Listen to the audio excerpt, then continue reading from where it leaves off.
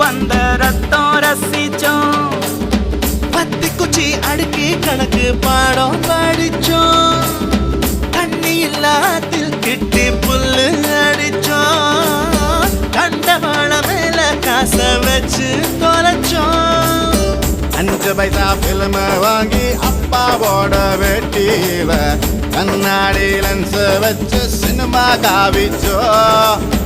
அண்ணாச்சி கடையில தான் எண்ணெயில தீ குடிச்ச பரோட்டாக்கு பாதி சொத்த நாம அடிச்சோம்.